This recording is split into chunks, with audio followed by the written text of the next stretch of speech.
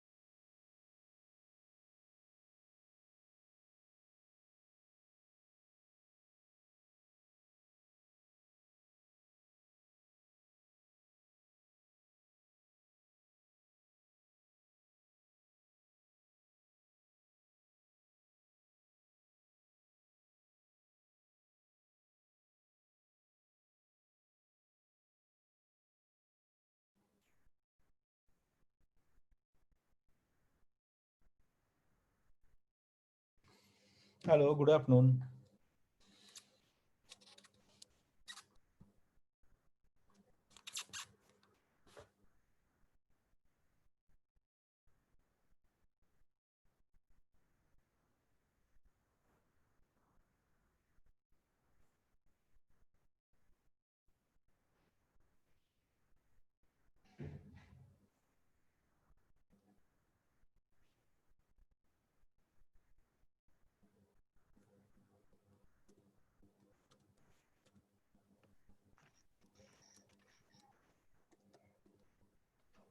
Good afternoon, everyone. This is Ishan from Legacies. I would like to take this opportunity to welcome everyone. We'll be beginning in about 5 minutes. We'll just wait for a couple of more attendees to join in, and we should be starting in the next 5 to 7 minutes. Thank you.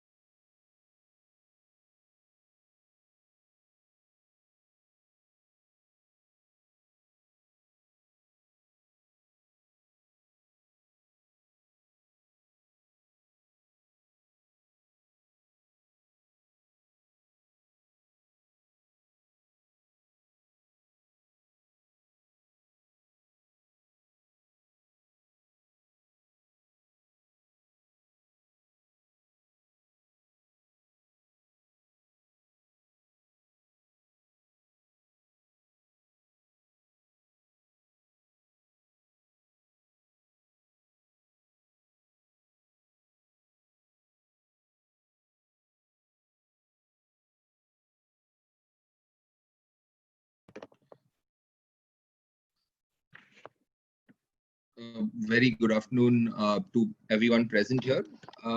Today's session would be on e-filing and the digitization of courts. We have our director, Mr. Suhas Tuljapurkar, who would be conducting the majority of the session today. We would be covering a wide range of topics, right from what does digitization of courts mean to how is e-filing done, to how are virtual courts being formed, and towards the end we'll all wrap it up into how can corporates benefit from the advancements in the way litigation is carried out in courts, and how do courts interact with individuals. But before we begin, I would like to thank you all for taking out your time and joining us today. I would also like to point out that we would encourage everyone to please raise questions in the question and answer tab, which is present below. We will, towards the end of the seminar, time permitting, we would be addressing all the questions which have been raised by you. We would begin in another minute at the most. Thank you so much.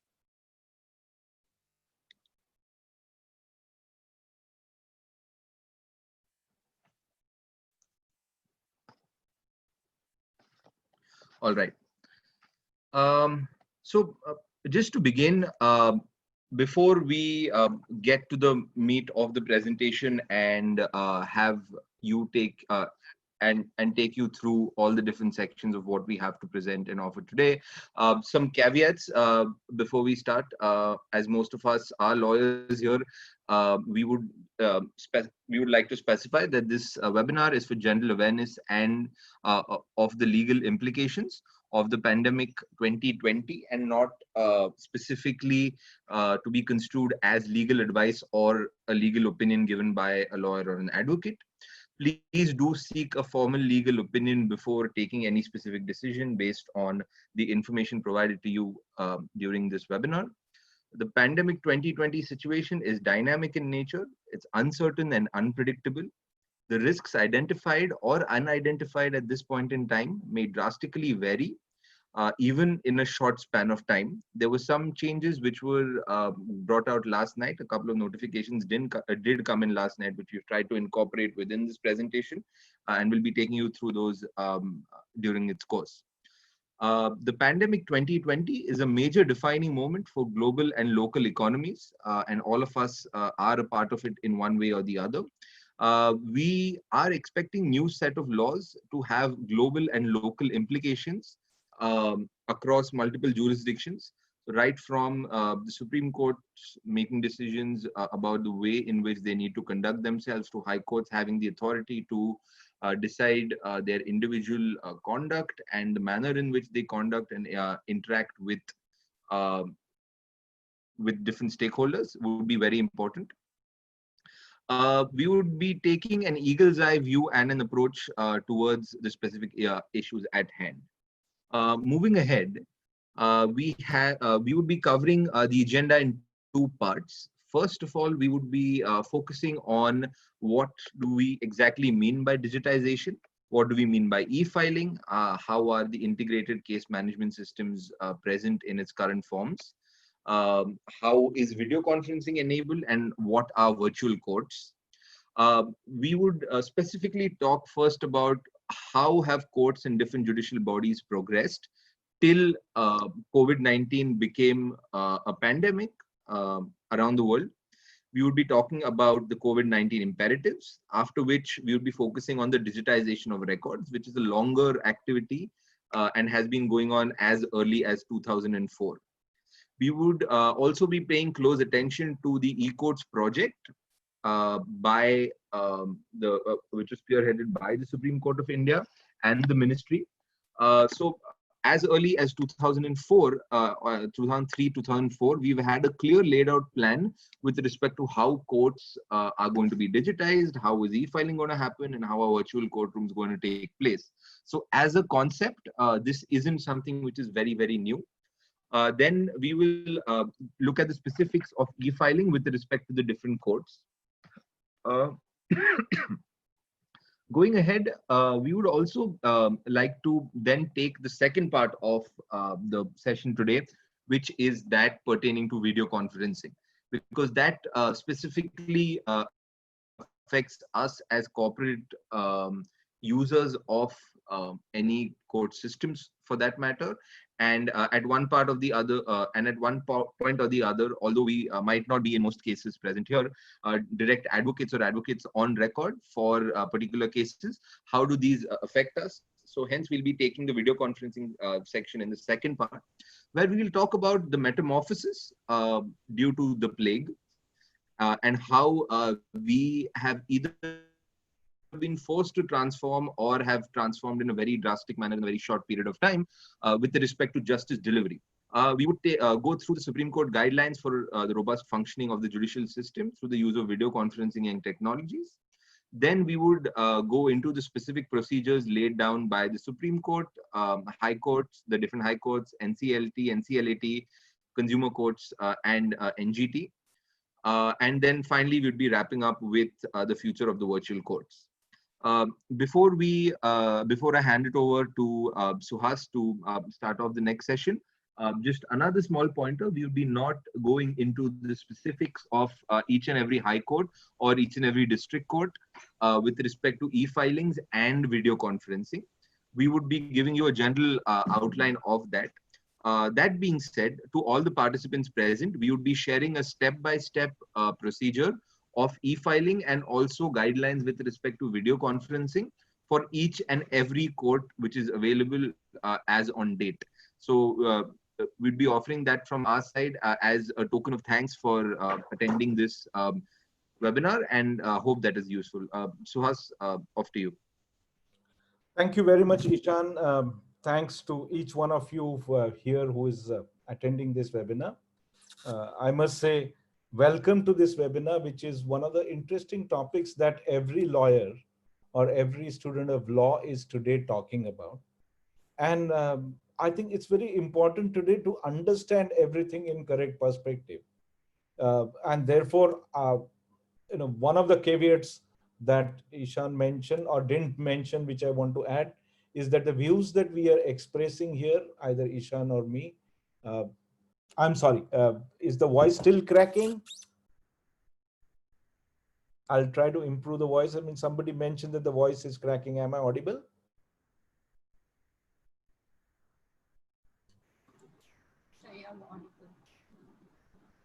Hello? Yes, sir, you're audible. Is it okay now? Okay. Yeah, okay. yeah. Yes.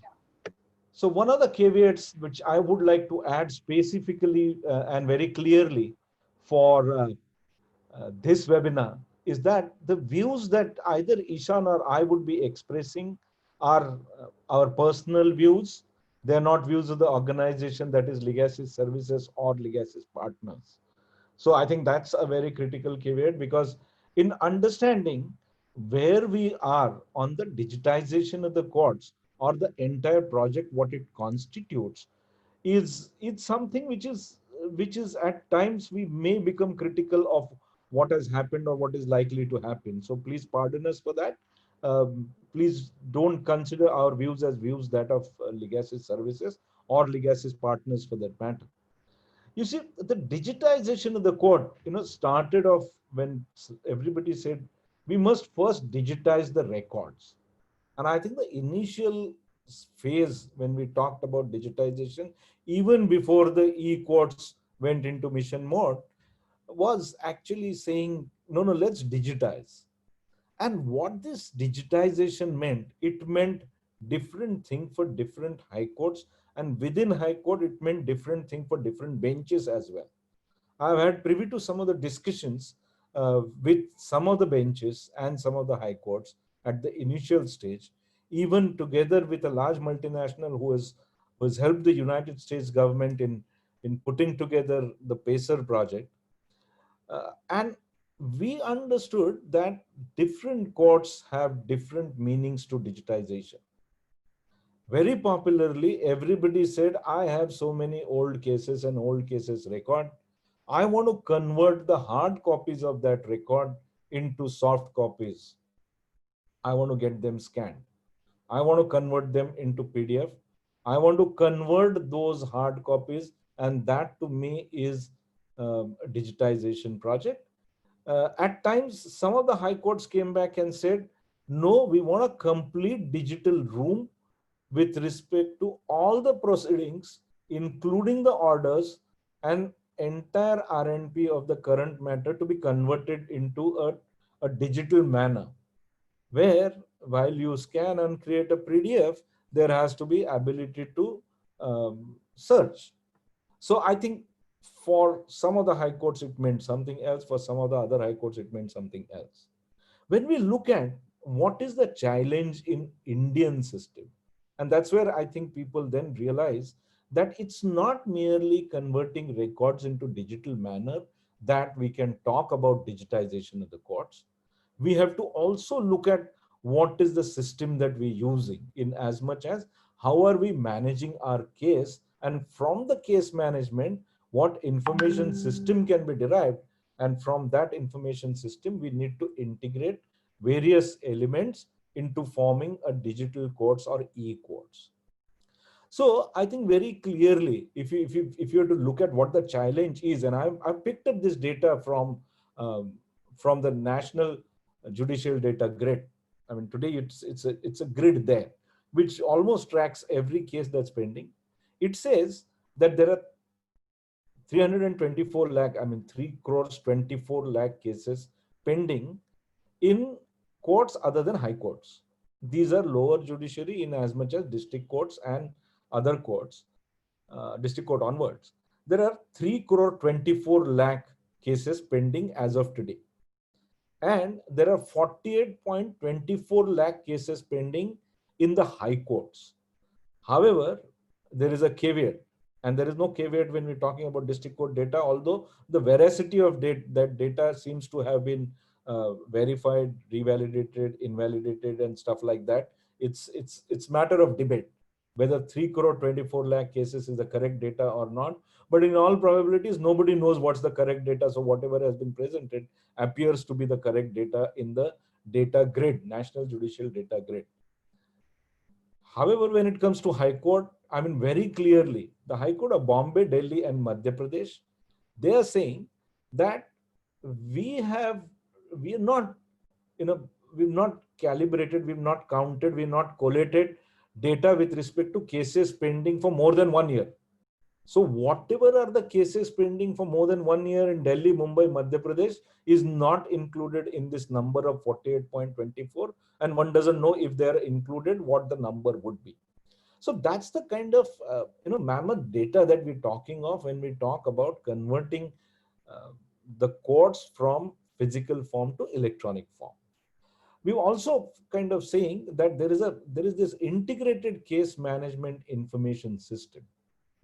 Case management information system was developed, and I think it was then driven by the E Committee of the Supreme Court of India, and ICMIS. It's supposed to be that back end within the courts which will drive how the case management has to take place. So obviously all the procedural laws will then take into account everything that is there and get converted into a case management software solution. Now, that's another area where I think the government has envisioned, and they have said whatever e-courts is there currently in terms of mission mode project, is the e-courts project is in the mission mode.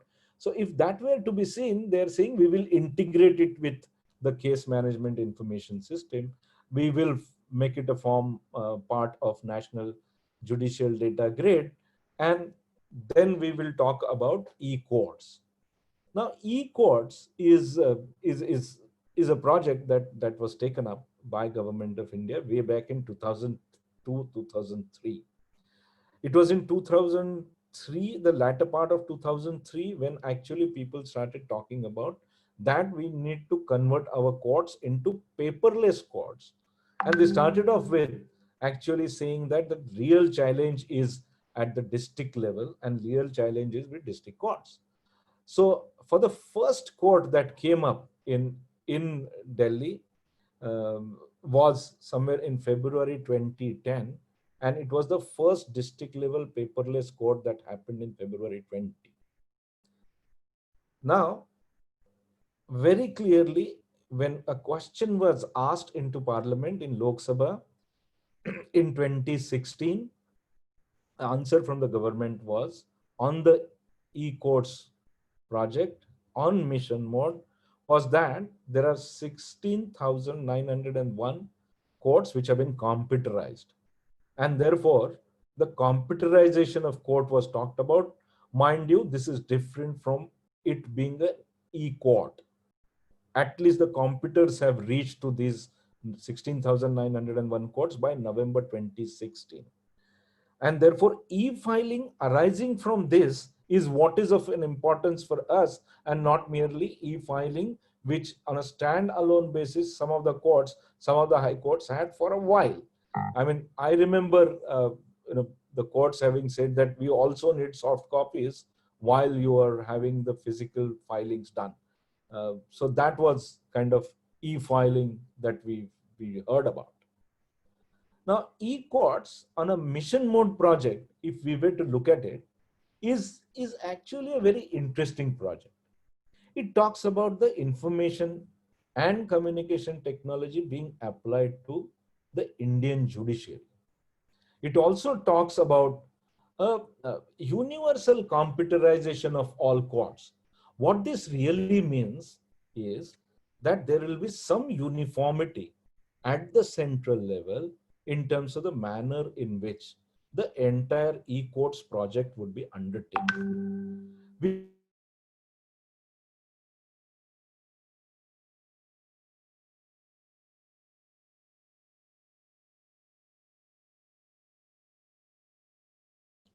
one of the US presidents who visited India said that I don't mind funding you guys, but please go ahead and convert your courts into a better infrastructure. So we thought maybe rather than investing in physical infrastructure, let's look at creating on a mission mode a project that can convert these courts into electronic courts and move from upgrading physical infrastructure to get into the digital realm itself. I mean, that was the understanding. The phase one of the project where the actions were taken, and we can broadly consider this phase to be November or 2016. I'm just putting that date because we have some data of its progress before in Lok Sabha question and answer form. So if you look at this phase one, and initially, mind you, e-filing was part of phase one. It got pushed across to phase two. So what happened was they said we need a case information software now, because how are you otherwise going to look at the internal working within the court? So there was a talk of development of unified national core application software. Nick.in did this, and it created a case information software solution. It provided computers to 16,901 courts, which were district and subordinate courts. This number doesn't include the high courts and the Supreme Court, obviously. Therefore, that was the thing that was achieved, and it was in itself was a great thing. What do you mean when we talk about computerization of the courts there? It was not merely that one or two computers went there, but people were trained. I think most of the time the cause list was computerized in most of the cases. They were got into the digital platform in some form or manner. They were trained. I think the courts, judiciary, as well as paralegal and administrative machinery was trained to use the computers and use the computers for the purposes of courts functioning, so to speak. Then the infrastructure of Supreme Court and High Court was in this phase one upgraded. That meant, I mean, there were upgrades to hardware, there were upgrades to their local area networks. And I think all the High Court and Supreme Court were focused with a different budget other than that was provided from the state litigation funds for the district and subordinate courts. However, one of the very, very critical element during this phase was LAN was installed all across, and I think the computerization of the court depended on the installation of local area network. There was a huge national debate around this, And we were surprised when we looked at this, when we tried to kind of decipher what was happening in the e-courts project in phase one. We were surprised a bit as to why local area networks were promoted and why LAN related installations took precedence. We'll come back to that debate subsequently. Then I think what happened is around 2014, even before the 2016 deadline that I talked about, 2014, realizing what was happening in this space, I think a committee was set up by Supreme Court of India under Supreme Court of India's Supreme Court judge. You see, and that's where I think we got some push and there was a fillip to this project, where providing necessary hardware, software uh, for delivery of e-services to citizen was talked about for the first time in the e-court project. So a litigant was brought into as a stakeholder, and recognition of litigant as a stakeholder was aimed at. Another aim was that, when you're talking about citizen-centric facilities, you need to make sure that there are centralized filing centers. And of course, it was a dream to say that we will have kiosks, at least in each court complex, where screen-based information, touch-based screens would be available and information would be available in that kiosk. You see, very clearly, what was articulated as one of the challenges was creating a robust court management system. And that court management system, through digitization of document management, through judicial knowledge that needed to be enhanced, and through the learning of various solutions that was required. So phase two was probably articulated in the manner in which the impetus was given to this project, but at the same time, I think all stakeholders probably were correctly identified and brought in with a concept. And very clearly, you see, this is where for the first time the discussion happened as to the local area networks would not be sufficient. You need a configuration which is through wide area network, and WAN was being talked about as a national grid, or to be integrated to the national grid, not only from the judicial data perspective, but from the case management perspective. And subsequently, this grid was supposed to be the driving backbone of entire e-courts project. You see, what is the status today on just before I think actually COVID hit us? We must look at the filing of the, and this is only one element of the entire e-courts project. Which of these states, and in India, we have this diversity and we have unity in diversity, so to speak. So we look at it to say that while locally, I think the courts, the high courts, and various other tribunals went on to their own systems of e-courts, of e-filings in the courts.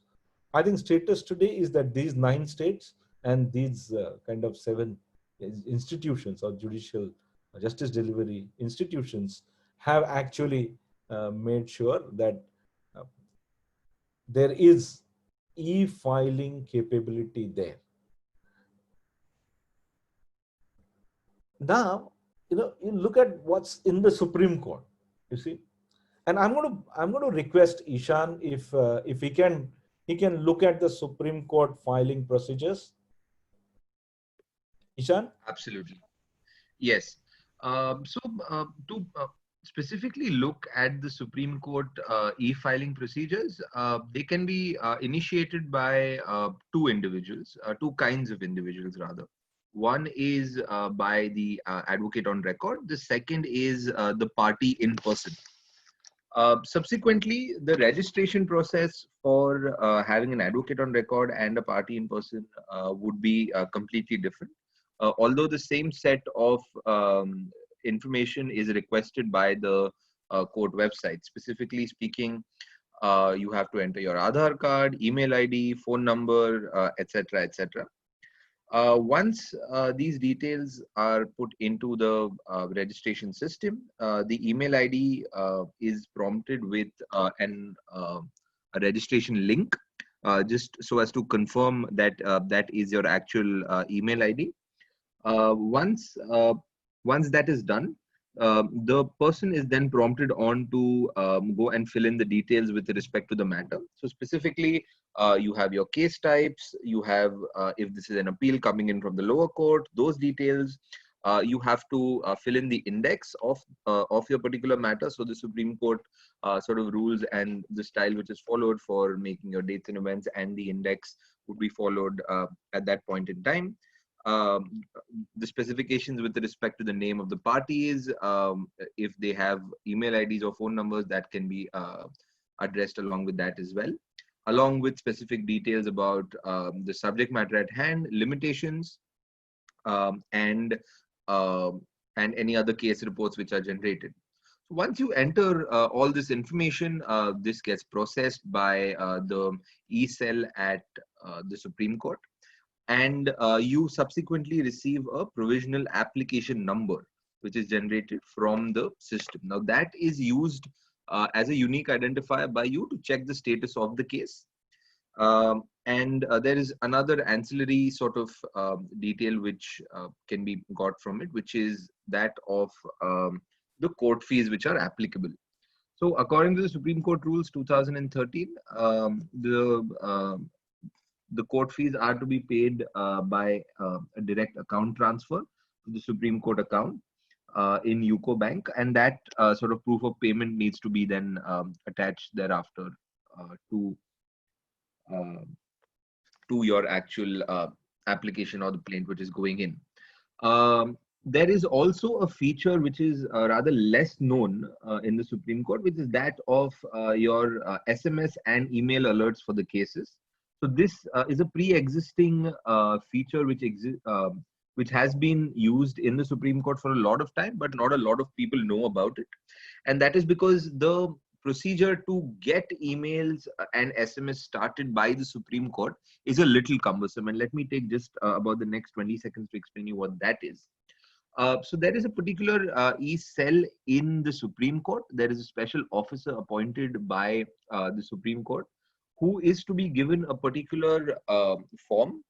That form needs to have a specimen of your signature if you're a party and or if you're an advocate on record or just an advocate. Once you get this signature, you fill in the forms, you attach your name to a particular litigation. And once that is approved by that particular officer, you start getting the SMS and the email alerts for that particular case only.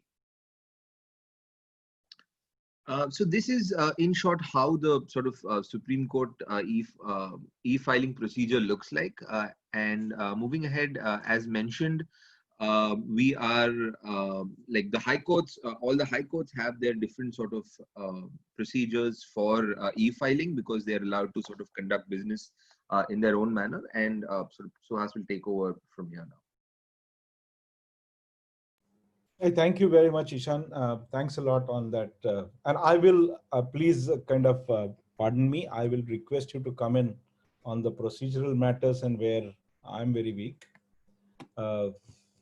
Having said that, I think the high courts and the district courts, the e-filing, which was there, which was going on, was actually in the on this URL here, which is efiling.ecourts.gov.in. Mind you, this was not a substitute to physical filing. So in a very broader sense, we can say that this was still on experimental basis it was going on. From that perspective, I think very clearly, if we were to see whether the e-courts, or let's say e-filing in the e-courts, e-filing, which is like one of the touch points for converting into e-courts, was it being done correctly? Answer is no. And in this context, I rely upon Karnataka High Court's judgment, or at least an interim order in one of the PILs, which was passed in November 2019, just about 3 months prior to our lockdown. The Karnataka High Court Chief Justice Oak actually says a huge manpower was required to convert files of pending cases into e-format.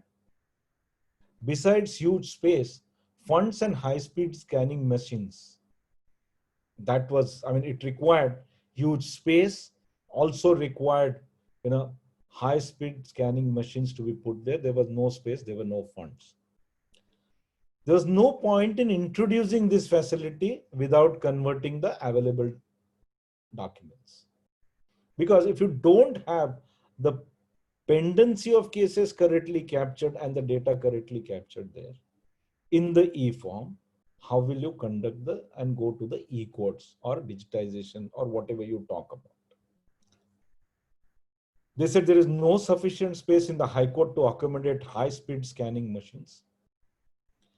The new software that was introduced somewhere October 14, 2019, had provision for e-filing, but space and funds which were required to upgrade the existing servers and store these documents in the digital formats was not available in Karnataka. What is the state of Karnataka? Is by and large was the state of majority of the state high courts. So again, I would like to mention here, prior to COVID-19, none of the courts were ready. You may have certain courts which talked about, and there were degrees of readiness that were available, but none of them were ready to say that we will now substitute e-filing, substitute physical filing by e-filing into the courts.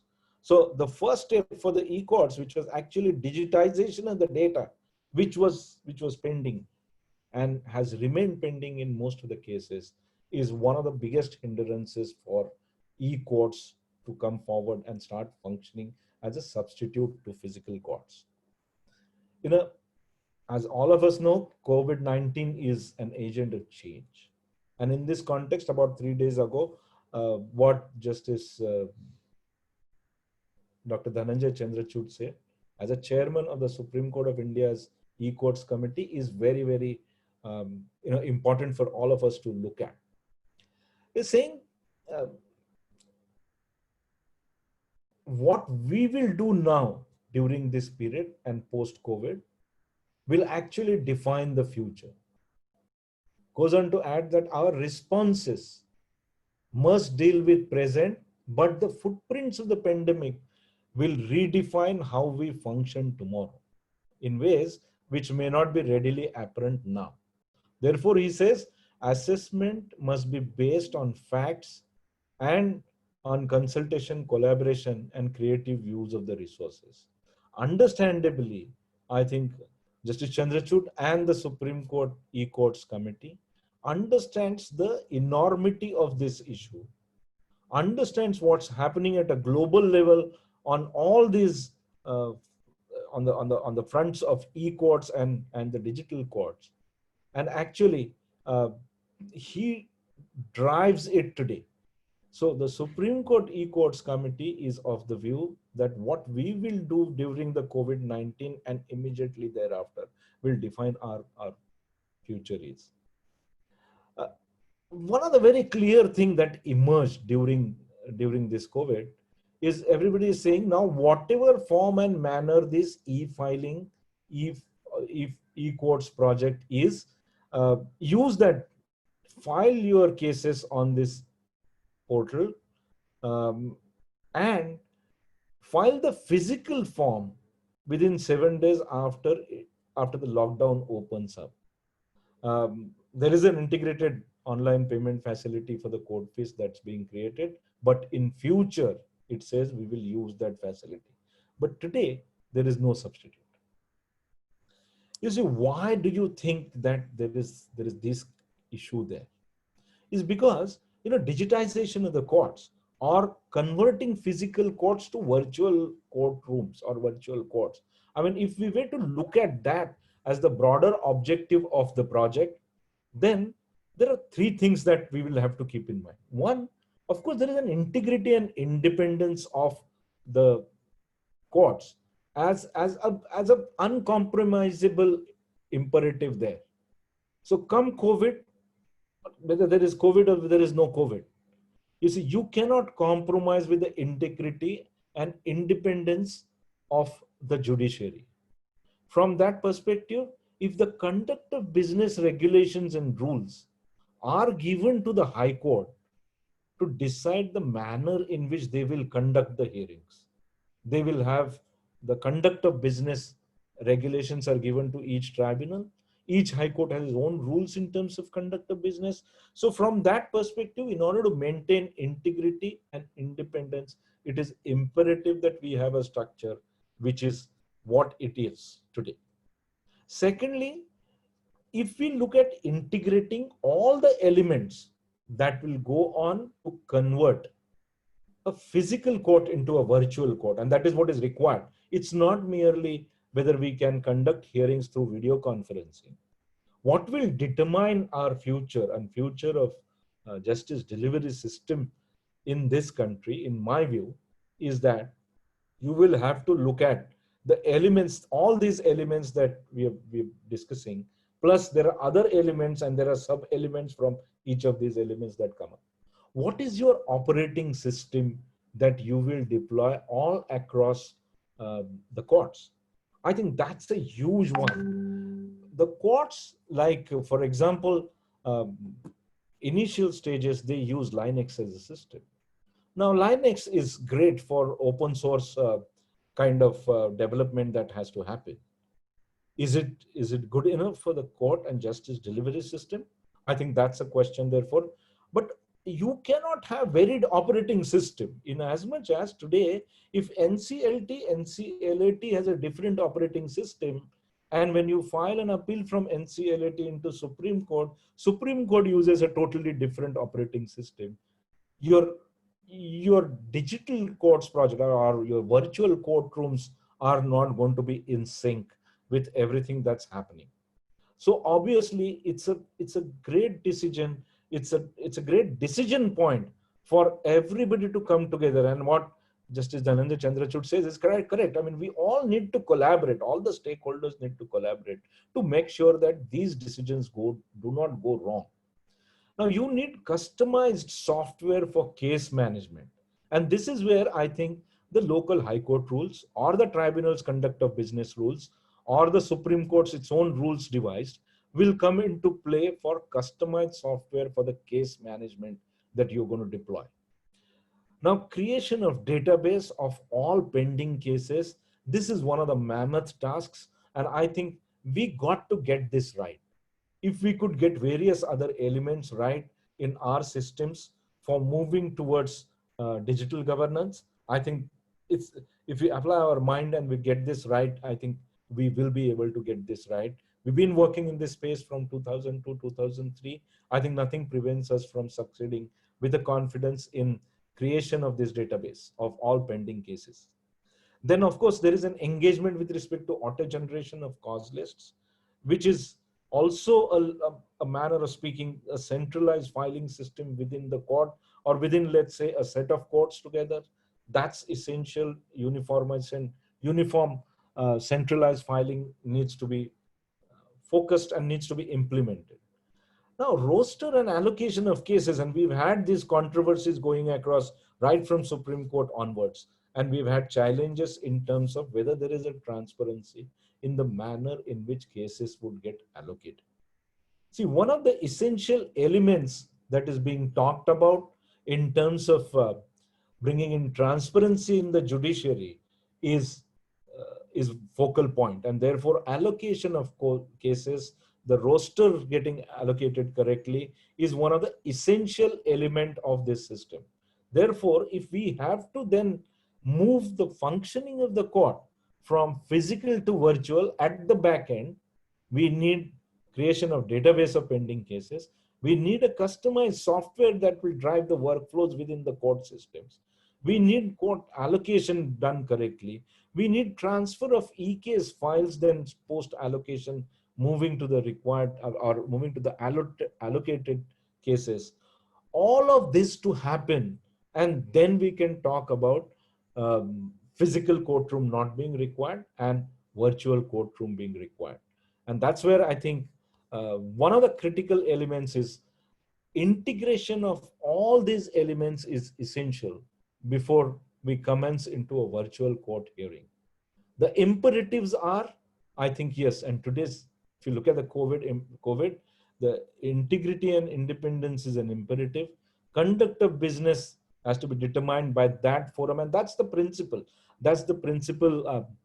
I'm not too sure whether it's still called a Bangalore principle, but actually conducting the own system was a doctrine in the justice delivery system. Again, today in the COVID situation, you look at the diversity. The Supreme Court continues its is e-filing system. High courts and district courts continue through their e-filing system. NCLT, NCLAT had it in some form or manner. They have pushed it to, and now they are continuing it. Debt recovery tribunals have their own little fiefdom there. Consumer courts, national green tribunals, some of these tribunals are setting up their own, and this is not an exhaustive list, mind you, where we again see a tremendous amount of diversity. And what COVID has done is what, I mean, before we move on to that, I would like to only touch upon one point here. We were in discussions with some of the law firms from Luxembourg when the European, the EU court justice system was being developed way back in 2006-7. And I think what I realized during that period is they were following a codex principle, a codex connector principle, while the system was being designed there. That system allowed an individual. Now look at, we have, let's say, 27 states and some union territories, etc. So we have, let's assume for the sake of jurisdictions, we have about 35 jurisdictions today in India. EU has about those many countries and those many jurisdictions to tackle with. Each of those countries, within them, we will have a different jurisdictional bifurcation and classification. They have put a system together by way of which at unit level, an individual can file and can look at entire digital hearings happening through virtual courtroom in a very seamless manner, although his dispute may go across the jurisdictions, across the boundaries, and sit with European Court of Justice. I think if the configuration and the system developed by EU was to be looked at, I think we may have some learnings from there to say that we can actually, our problem is not that grave as it kind of is tried to be made out to be. Now we come to the kind of virtual or video conferencing technologies and the rules. And mind you, I think this is the phase 2 agenda that we're talking about. Is that I deliberately picked up Franz Kafka and Albert Camus because both these books are classics. Some of us would have read them during our college days. Some of us would still cherish these two classics. What happens in the metamorphosis is overnight, a person is transformed. When he gets up in the morning, he's transformed from being a human being into cockroach.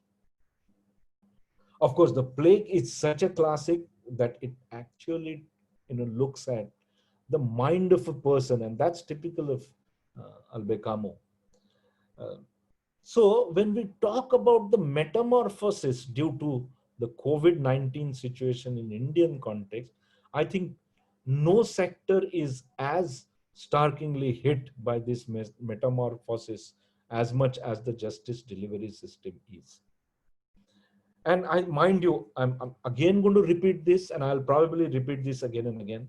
Justice delivery system metamorphosis should not actually mean justice metamorphosis. And I'm trying to make this distinction very clearly to say that delivery of justice needs to undergo a change, and it needs to undergo a metamorphosical change, not the justice itself. So what happened even just before the COVID started was actually, we got a news that 6 Supreme Court judges were down with H1N1 flu last week of February 25. And I think there was a bit of a panic there. There was some I think the Supreme Court of kind of donated about 10 lakh rupees to create kiosk, to create to kind of contain the H1N1 spread in the Supreme Court premises. However, come March 23rd, I think the March 23rd circular actually realizes that the entire justice delivery system in India needed a complete metamorphosis. It forced overnight calibration of all stakeholders to a situation where there will be no physical court hearing possible. I think very clearly there were guidelines issued. Very clearly, the judges started entertaining the matters at their houses, at the residence. There was, whether you call it social distancing or not, I think distancing was followed. Everybody took precautions during this period. However, the Supreme Court realized that rather than kind of having this disintegrated approach to what has to be done during the COVID-19 situation, on April 6, it issued guidelines by virtue of an order in a suo motu writ petition, which is writ petition 5 of 2020. Supreme Court recognized, and mind you, again, this is not e-courts. This is not e-functioning. This is the functioning of the courts via video conferencing technologies. And very clearly, video conferencing technologies were used by the courts even prior to COVID by various courts for various purposes. The kind of under trials, the kind of pre-trial matters, some of the trials, examination, cross-examination in some of the civil matters. And there was this virtual courts in India available even before the COVID started talking about virtual courts. And these, I'll come back to those virtual courts, and we will later on at the end of it, we'll try and discuss about the future of the courts. It's at that point in time we will talk about virtual courts. But what these guidelines were, these guidelines, I mean, if you look at it, they talked about temporary transition to the use of video conferencing technology. And just because it was imperative during COVID situation that the Supreme Court gave these guidelines. It recognized a robust functioning of judicial system through use of video conferencing technology. It said that every high court is authorized to determine the modality which is suitable to it. But consider this as a temporary transition only. And it's the commitment to deliver justice.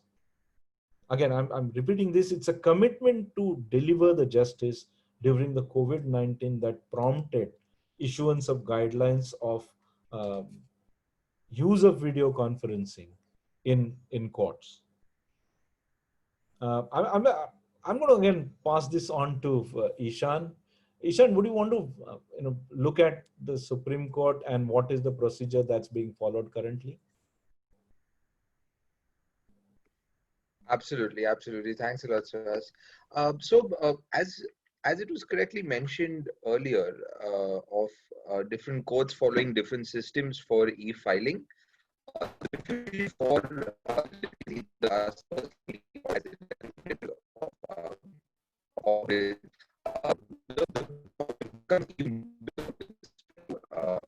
video Hey, Ishan. conferencing. Yeah. Yes. No, sorry, your voice was cracking. Oh, I'm sorry. I'm sorry. Is it a little better now? Yes, it's better. Please. Thank you. Yeah. Yeah. Yeah. So the problems the problems become a little bit bigger when it comes to video conferencing as compared to e-filing. So much so that every court, even the video conferencing, follows different ways, and we get to that. With respect to the Supreme Court, the Supreme Court has a centralized team. Yeah. Ishan, we lost you for last couple of sentences. The voice broke. Hello? I'm sorry. I'm sorry. Hello. Can you hear me? Yeah. Now it's better. Thank you. Yeah. So, with respect to the Supreme Court, we have a centralized email ID on which the litigants and the advocates on record are expected to send their recipes, which is shown here. The video conferencing on for so the video as VID, subsequently, application National Informatics Server, which houses all centralized in.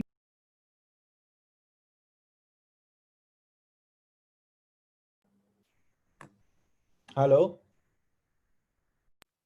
Am I audible? No, we lost you. Okay.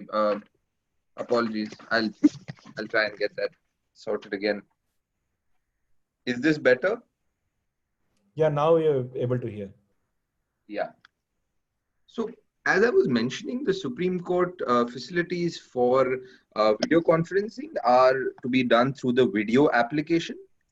The moment you share your recipe along with the details of your matter on the given email ID, the Supreme Court e-committee will then provide you a particular timing for the matter as to when it is coming up, and the link will be shared with you, your advocate, and you'll be given an extra viewing link as well, about 1 to half an hour before the actual matter. Now, this this link would be shared by the Supreme Court on your official mobile number and the email ID, and this goes out in the form of an SMS, a WhatsApp message, and or an email. We have actually spoken to some of the advocates who have been appearing in the Supreme Court in the past month. We have received different responses from them with respect to the ways in which they've been receiving the link. Hello? Yeah, please go ahead. Please go ahead. Yeah. We'll Yeah, so we've been receiving different sorts of responses from them with respect to how they've been receiving the link, from SMS to WhatsApp and email. While the rules actually lay down that it will be given in all these three mediums, some people have been getting it exclusively in one medium or the other. Going ahead, we'll be talking about the district courts and the high courts. We won't be getting into the specific high courts as to what are the specific procedures they follow. But roundabout, if you look at the commonality between all of them, the email of the recipe is again to be sent to a particular email ID, which is appointed by the Judicial Commission there for the particular high court. Once the email ID is received, the same communication will be sent out to you, and different courts actually use different video conferencing facilities in different places, and they use different means to actually share the invitation link. The number of invitation links are inconsistent from court to court. Some courts send one only for the advocate, some courts send to the advocate and the litigant, and some just share a general link for everyone to sort of come towards.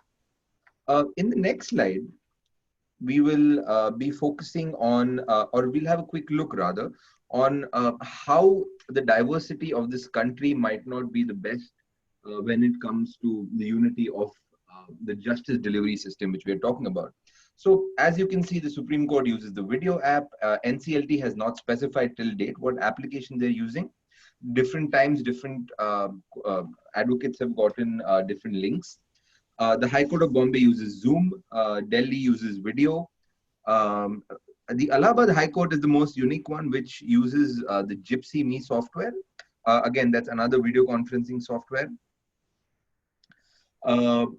Madras High Court is again not specified. They said they will come up with new ones subsequently. They've been using Zoom in some cases, is what we know. Chhattisgarh uses Zoom. Andhra Pradesh also has not specified what it is. And this rather presents us with a larger problem with respect to how do we as people working in the legal teams of corporates actually address this situation and give clarity to, let's say, the other stakeholders within the organization. So this becomes really a challenge, and streamlining all that information at one place is something which is rather tough to do. and which is a large requirement of corporates as of today. Going ahead, I'll quickly focus on what NCLT and NCLAT is doing. Again, they have no specific procedure which is laid down for video conferencing. They do not have a standard application. They have only specified that they're doing e-filing for urgent matters, which is taking into consideration email and phone numbers as well. So it can be only assumed from that logically that they would be sending out notifications on SMS and or emails. And they said that the video link would also be provided via email.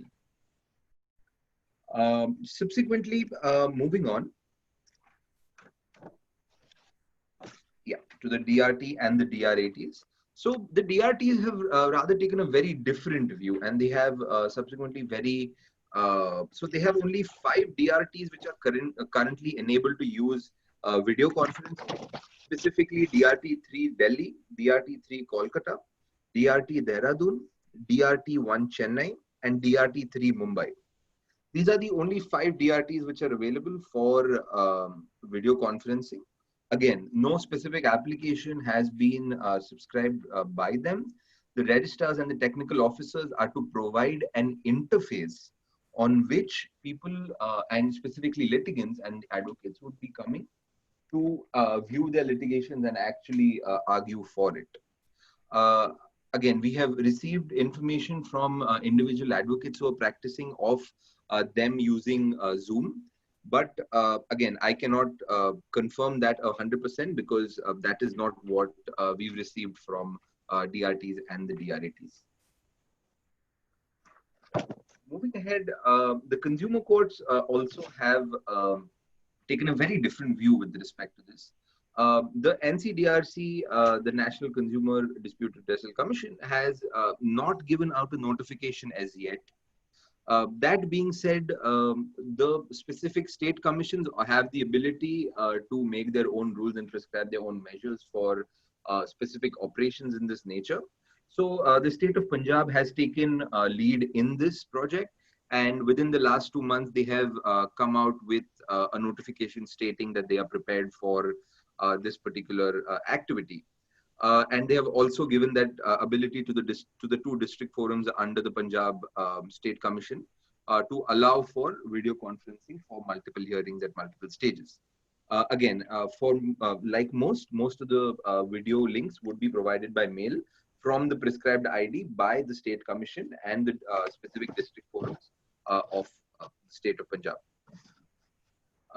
Lastly, we would like to sort of take up how is NGT forming. So although most of the issues with respect to urgencies are being dealt with in multiple forums, other environmentally specific and urgent matters, as you all know, are currently in NGT. We've seen a host of them in the last 2 months. They are, again, using the video application, and they're using a specific email ID for communication to them. So, and NGT is the only tribunal which is actually providing a OTP which gets sent to the mobile phone, to the registered mobile number of the advocate and of the litigant for a confirmation. So that about takes me to the end of how currently courts are looking at video conferencing and how it is in a very, very different, not unified manner. That being said, I would like to sort of add a positive spin to it, that this is still a step in the right direction, although it may not be the same direction everyone is looking at currently. But at least what we can sort of perceive from the way courts have conducted themselves with respect to virtual courts is that they are moving in the right direction. They have the safety, security, and the ease of litigants at the helm of things and as a top priority.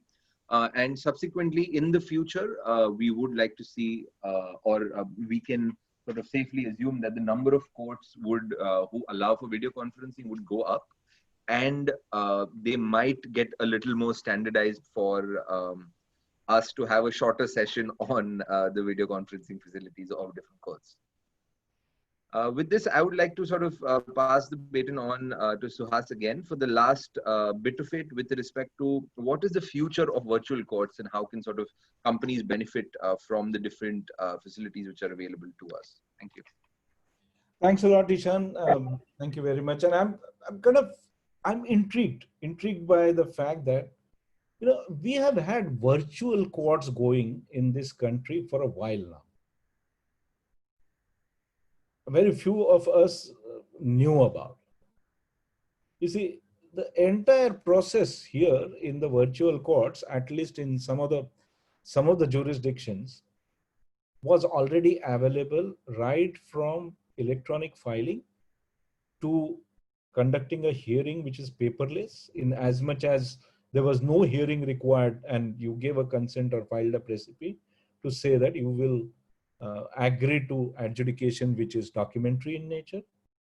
The rulings were given in a virtual form and there was no physical contact between the litigant and the courts. These were already in existence, but they were in existence for, let's say, criminal matters of traffic challan kind of matters.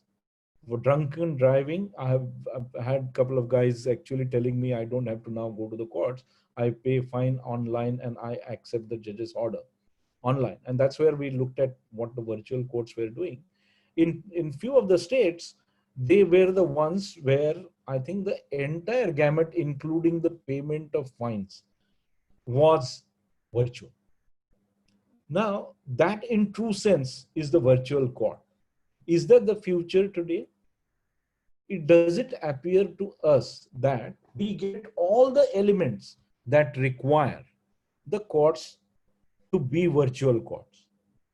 So video conferencing and conducting hearings through video conferencing is only one part today that we are moving. But look at it this way, you still have to file physical documents. I mean, just forget about the COVID-19 lockdown period where probably you end up filing electronic document with an undertaking that you will pay the court fees and file the physical documents in a matter of 1 week. Then you do not know at the back end how your case is moving, in as much as where does your case go after it is filed through the electronic filing. So what you're doing is you're actually ensuring that the electronic files reach the judges for the hearing. This is happening currently. Then you have an option of conducting physical hearing or the virtual hearing, and you opt with consent for virtual hearing. That's where the matter would get heard. But one of the things is that you actually have an option of saying, I will use the video room made available by the court, at least in the Supreme Court, in the Supreme Court premises. So that's in true sense not a virtual, that's in true sense not a virtual court there. We are way far away from the virtual court. But I mean, I would like to look at it in a very positive manner that, you have at least, there are 17,000 courts where the electronic technology has reached today, in as much as these 17,000 odd courts are computerized, where the data is being entered on a daily basis, on a real-time basis. All the districts and subordinate courts, most of the tribunals at state capital level have these ability to integrate their data through computers, and there is a computerization in some form or manner which is there. Otherwise, if you would imagine, if there were no court, if there were no computers that have reached out to the courts, and we have had COVID-like situation, justice delivery system, justice dispensation would have been virtually impossible today. However, the tech solutions which are coming up, or which are kind of now required and to be embodied within the court platforms today, are the temporary ones, which are like the plug and play, urgently procured, immediately available, and whatever is available has been kind of plugged there with the current system. But notwithstanding that, the robust systems being available, the open source software technology being available, the tech platform, which also requires some upgradation, and definitely I think that's something which is up, which is on the cards, is actually a good starting point for us to convert some of these codes very quickly into the virtual codes, and not be satisfied with the the the traffic challan cases becoming going to the virtual court, or drunken driving only being decided by the virtual courts. There is a talk, and I think I want to end there, end with a very positive note. There is a talk currently going on that all commercial courts should be mandated to conduct hearing in a virtual manner. What that would mean is that, notwithstanding what happens to the entire justice delivery system, you've carved out the commercial courts where I think the litigants have ability to pay larger court fees than an individual litigant. You carve out that space of commercial court cases and commercial courts and convert them into completely virtual courts very quickly, so that your courts at one end are not crowded with these commercial litigations and commercial litigants crowding the courts. At the same time, uh, the corporate sector, or at least the commercial litigants, understand the, the, the imperative of a virtual court and dispensation of justice in an expeditious manner. That will reduce the pressure on courts in a large way, is what the thinking is. Uh, However, I think I would go back again to say that we need a kind of a system that integrates the entire, all the courts in India, all the tribunals in India, and moving up to a uniform system that goes into Supreme Court. It's only then that this virtual court system will give us that confidence that we can now substitute physical courts with virtual courts. I'm happy to take any questions if they're there. Uh, Thank you very much for patiently listening to Ishan and me.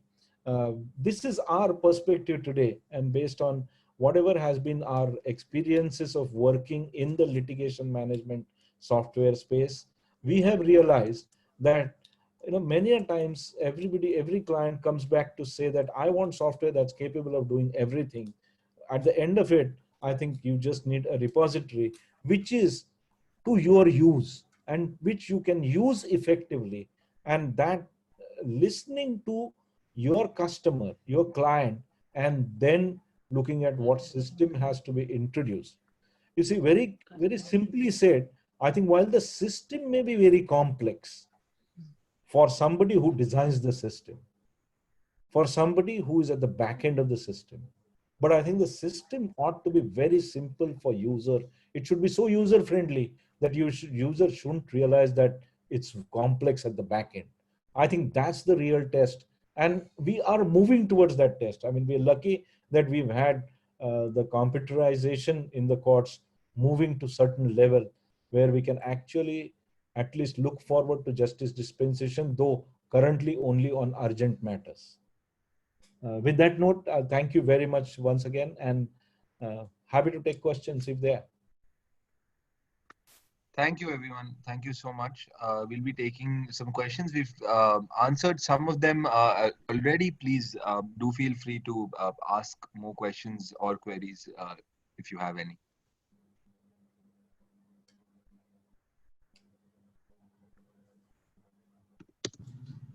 Okay, I'm just reading this question from Nandini Shahsne. How an individual lawyer can become technologically sound in such scenario? Thanks for asking that question.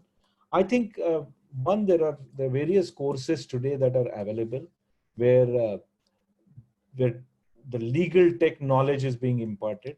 But more importantly, what I would say is that we didn't even discuss some of these elements which are absolutely critical in terms of cyber laws. In terms, if this system, if the court or justice delivery system were to be attacked with a malware today, I mean, I'm not too sure as to how we would withstand. But from a lawyer, or from a perspective of a lawyer who is practicing today, you see, understanding the technology, understanding the workflow, the hardware behind it. You don't have to know the coding, definitely not, but you should at least know how the things work at the back end. And it's possible to gain that knowledge. A lot of free resources are available. There are some courses today available for law students where legal tech is being taught. I hope I have answered your question, Nandini ji. There's Mr. Vinay Singh who has asked a question saying, is there any role of central government to push for virtual hearing? If yes, in what ways? Vinay ji, frankly, I think central government can actually push a lot in terms of creating the wherewithal, because a large amount of money and budget would be required for creating infrastructure not from the point of view of physical, but infrastructure from the point of view of making sure that we can get converted into a virtual courtroom today. Central government can do a lot of things, the various ways. I mean, they can actually push the entire judiciary to get itself trained and adapt to the virtual ways of court proceedings.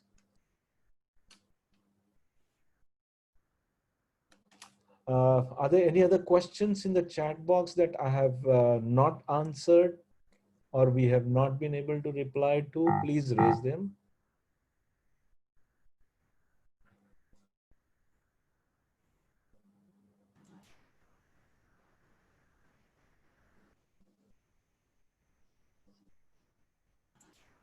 Foster has asked a question. Are there any issues with virtual courts which would actually be impossible to address even if all technological limitations are fixed? Sorry, Mehak, I was not able to hear you. Sir, are there any issues with virtual courts which would actually be impossible to address even if all technological limitations are fixed? Okay, this is Kaustub's question, right? Are there any issues with virtual court which would actually be impossible to address even if all technology limitations are fixed? Yeah, Kaustub, definitely. I think the current kind of thought process is that you can't really substitute physical courts and you can't substitute a court dispensation by virtual courts. I mean, you may look at converting some of the elements and you may look at converting, let's say, commercial courts, but there are the various issues around it. It can't really, it is impossible. It is impossible to address through virtual court hearings all the court matters that we have today. I hope that that kind of answers the question. Uh, Yash has asked a question, has all commercial courts been converted to virtual courts? There is a talk, Yash ji, about it being converted on a priority basis. There is, I mean, as we speak, there's not a single commercial court that's been converted into a virtual court. Most of the commercial courts are functioning through video conferencing hearing. That's only one element of virtual. Then Mr. Gokuldas Vasu has asked a question. How do you envisage the chief and cross-examination in criminal trial happening in a virtual hearing? Gokuldas ji, I think that's one area where I think the experiment that happened in Delhi around the cross-examination. I mean, examination in chief obviously I think has been permitted to happen via either the video conferencing route or in terms of affidavit in chief. Cross-examination in a criminal trial is possible to be conducted through video conferencing. There have been experiments that have happened, and I think it's possible to do that. But that's only one part of the court proceedings. Mr. Raghavendra has asked a question saying, what is the impact of these virtual courts upon clients? Yeah, I think Mr. Raghavendra, I think I must say that you see, the impact is going to be tremendous in as much as if I were to go by the experiment that we have had we initially did with US courts. And when I think US courts allowed, you know, video conferencing, and video conferencing was publicly available. We tried doing the analytics around video conferencing. Therefore, the amount of transparency that will come in through virtual court will be very helpful to the clients in more than one ways. Firstly, you would know transparently as to how your matter went into the courts. Even for selection of the counsel, you would have, you know, large video analytics available from the earlier cases for you to guide. You can use psychometric analysis to determine in what form and manner the court is going to respond to a particular legal issue based on its past data information. Today, in many a times, I think this research remains as a research that some of the smart lawyers do at the back end in terms of positioning their matters. Now this will be available through virtual courtroom to the clients. Secondly, I think overall, if the pendency of the case, or if the time taken for disposal of a matter, whether at the interim stage or ad interim stage of the final hearing, if it gets crunched, it's of a great relevance to a client. And that is the final outcome where I think it will impact. You can't today say take the disadvantage or advantage of the long delays in the justice delivery system. um, so it will, that is the greatest impact that one can have on the clients.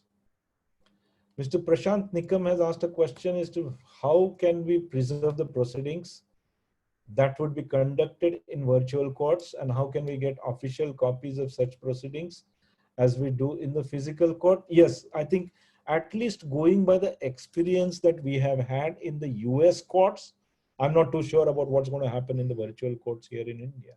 I think one could actually get the transcript of the court hearings, and that transcript, video transcript, would be available. Now, in the US court, there's already a procedure whereby you can get a typed transcript of what happened in the court verbatim. It's the court record. It's a part of the court record. Although that practice is not there in the Indian courts, but making digital copies available of what transpired in the court, I think shouldn't be very difficult, and I'm sure there'll be some way in which that would be made available, because otherwise the kind of confidence of clients in this kind of a justice delivery system will be waned.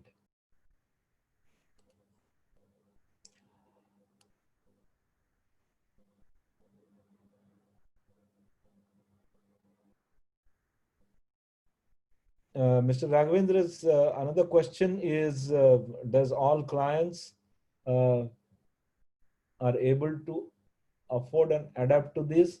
I think, Mr. Raghavendra, I think we very quickly adapted to work from home. We know now how to work from home. We've adapted to the digital ways of doing the works, doing the work and our assignment in whatever best possible form and manner it is. It is better than not working at all. Same thing will happen in the justice delivery system currently. It is better to dispense of some of the urgent cases than not having any justice dispensation at this point in time. But I think we will learn, clients will have ability, and affordability is something where it will be determined by what happens in the commercial court experiment. But I'm sure, I think from the commercial disputes perspective, the clients would be able to have access to the justice in affordable manner. We have a question from Mr. Ramesh Sharma, or a comment there. Thank you, Ramesh ji, for asking this. Mr. Sharma is executive director with us in Legasis.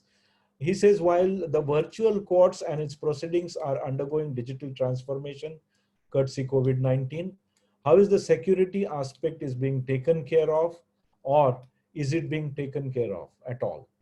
There is a danger that enemy states and persons can cripple the judicial system through cyber attacks.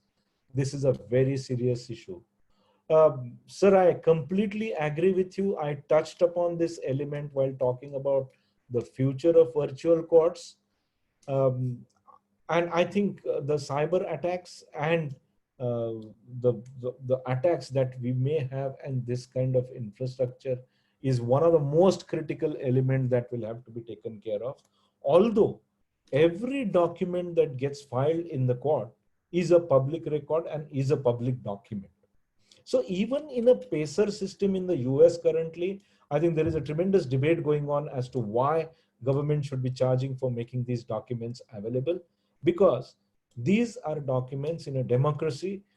Any citizen ought to get this um, facility of getting its documents or having that transparency in the court hearing. So while on the part of the cyber attacks on the infrastructure and the back end, but on the front end, I think the touch points need to be so easily available to the users that need not be worried about cyber attacks from the confidentiality and secrecy perspective. So, sir, that's my take, and I think cyber attacks will have a tremendous um, kind of a focus as we move forward in moving towards virtual court.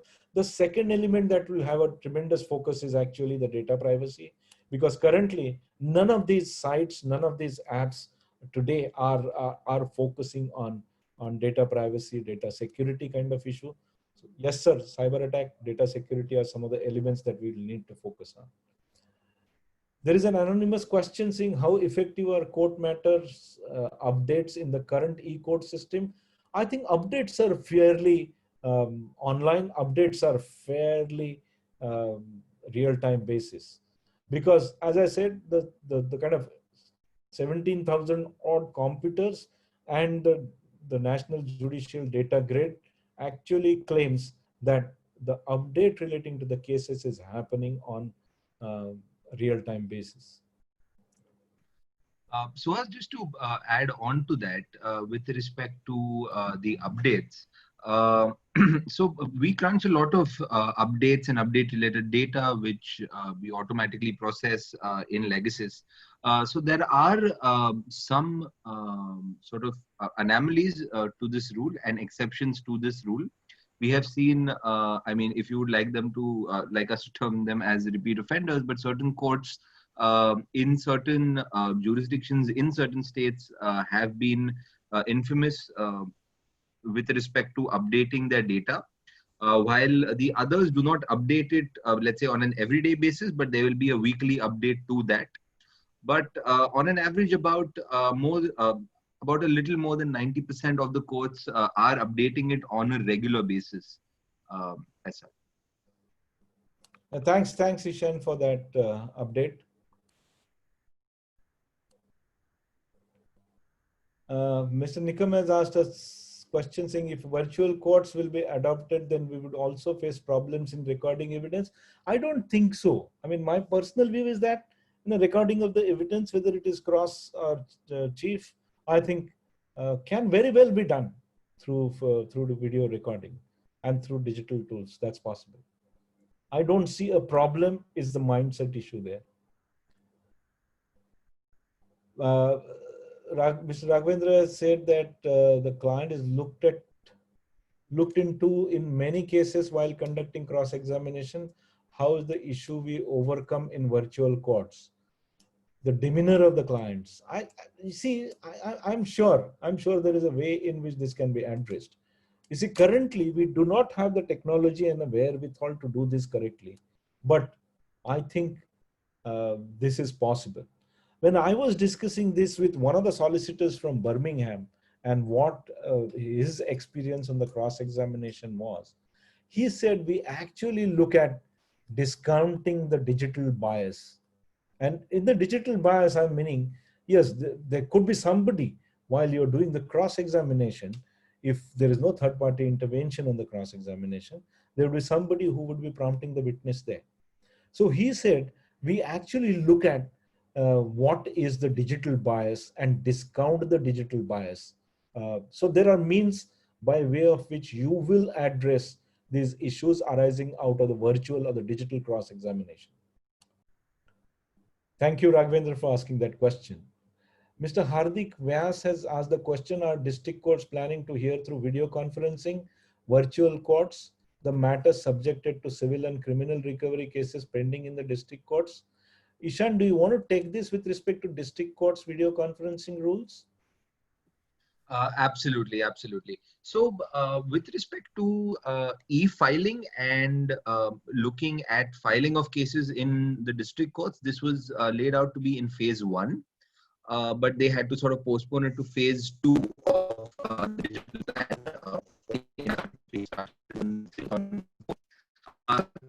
In phase two, having no plan to get video conferencing as a part of district courts. Hey, Ishan, you were not Yeah. audible, please. Oh, I'm sorry. Yeah. So just to sort of reiterate, there has been a plan which is laid down by the Central E-Committee for mapping of all the district courts and making them or equipping them with the right hardware, software, and video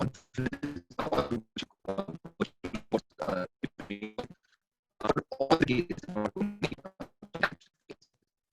There is a plan when it will happen is something which is sort of up in the air.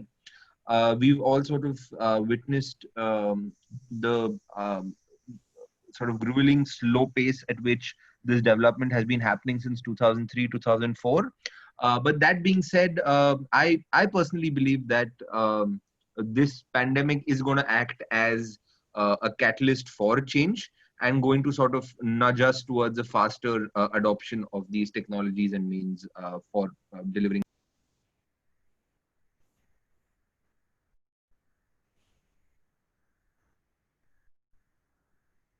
Yeah, Mr. Ramesh Sharma's question is that, do you contemplate changes in the Evidence Act and the CRPC to adapt to virtual courts and digital proceedings? Yes, sir. I think at some point in time, we'll have to look at the Evidence Act and, like for what happened when Information Technology Act of 2000 was brought into, we had a collateral changes which were necessitated in Evidence Act. I think similarly, when we talk about a full-blown virtual courts happening, I think we may look at Evidence Act, and I'm sure there would be some amendments to the Evidence Act from virtual courts and digital proceedings are concerned. I'm just, we've almost finished the questions. If there's anything remaining, it's just by oversight. But I think if there's anything, you can raise it up. I'm going to request Mehak to put up. See, we are conducting series of webinars through the COVID situation. We looked at various webinars till now, right from legal implications overall to looking at payment of wages. We have looked at specific elements such as MSMEs.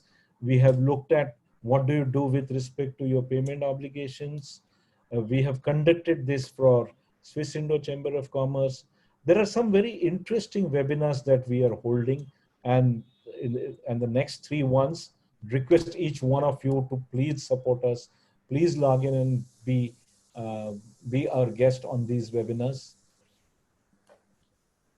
Besides, of course, I think we would say that tomorrow's webinar, which is on the corporate governance, I think we have stellar faculty there, in as much as Mr. Damodaran, Professor Bala, and Dr. Narasimhan are going to conduct and take us through the corporate governance challenges today, while all of us and companies are fighting for the survival. Please don't miss out on this webinar. Spare some time, be there.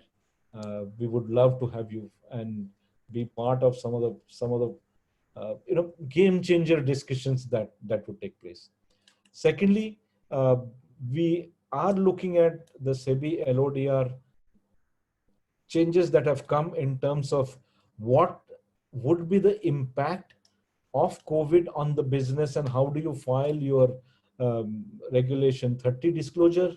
It's something that we are undertaking again tomorrow at 6 p.m. This is in collaboration with Bombay Stock Exchange. We would, again, whoever is interested in understanding what has to uh, be disclosed and how do you look at uh, computing, disclosing the impact of COVID-19 on your business with a better engagement with your shareholders. It's something that we will talk about tomorrow, 6 p.m. Again, on 30th at 10 a.m. in the morning, a very, very interesting webinar that we are hosting again is about Health from Sky, which is where we are saying there are these unmanned devices that everybody has been talking about, and how during the COVID situation that can work, and especially in view of the locust scare that we are having today, how a drone can be deployed to actually kill the locust. It is an experiment that was done very well in Rajasthan and the borders between Pakistan and India. I think we've conducted that very well. And we are seeing how the help from the sky uh, could be envisaged during the COVID period and thereafter in a very sustainable manner. A very interesting topic. We would love to have you there, because the applications and the services that the drones can actually provide us during emergencies, post emergencies, would be an interesting element for all of us to look at. Thank you very much, Mehak, for putting up and reminding me to put up these upcoming webinars.